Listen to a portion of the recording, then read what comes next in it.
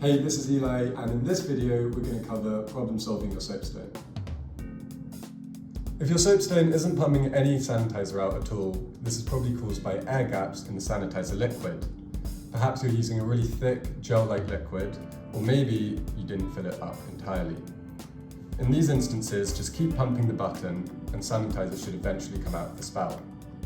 If this doesn't work, then there's three things you can try. Firstly, make sure that the button is tightened to the body extra well.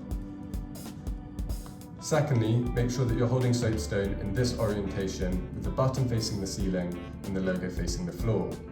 Return to the pumping. And finally, make sure that you're not accidentally covering the air inlet hole. This is located on soapstone's button.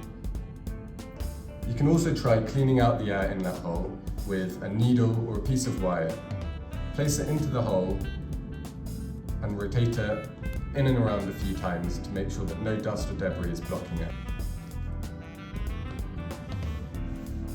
If your soapstone is really stiff to push down on and takes a long while to return to its resting position, there's two things we can check.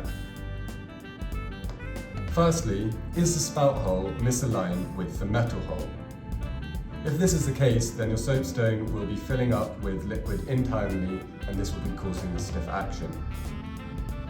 If your soapstone is correctly aligned, it should look a little bit like this, and if it's incorrectly aligned, it should look like this.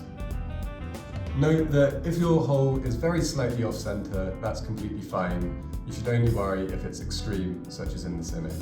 To remedy this issue, you'll need a thin tool, such as a screwdriver or a toothpick. Place it into the spout hole and push it so that the spout hole and the metal hole become aligned once more. Another reason the button may feel stiff is if sanitizer has leaked in and around the mechanism, making it sticky. To rectify this, run cold water into the mechanism 2 or 3 times and then leave it to dry. If your soapstone starts producing a really small amount of liquid, it might be time to clean your filter. To do this, unscrew the body from the button and take your refill stick. Under good lighting, look inside your soapstone and you'll see a small metal disc. This is the filter. Place the sharp end of the refill stick against it and scrape across it gently. Be careful not to use excessive force as this could dislodge the filter. You're aiming to remove any dust or debris that may have been built up here. Do this for about 25 seconds. Now you're going to take the device to a tap and run water into it a few times and flush it out.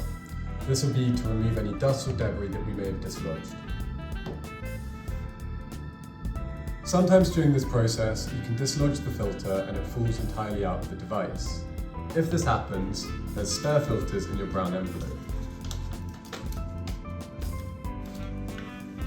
Take one and ensure it's completely flat.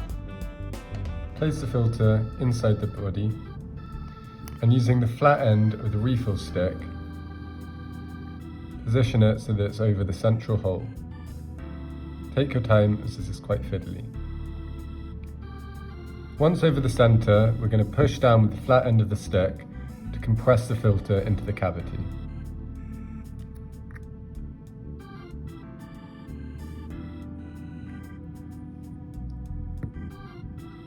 You should feel the stick going with a little pop.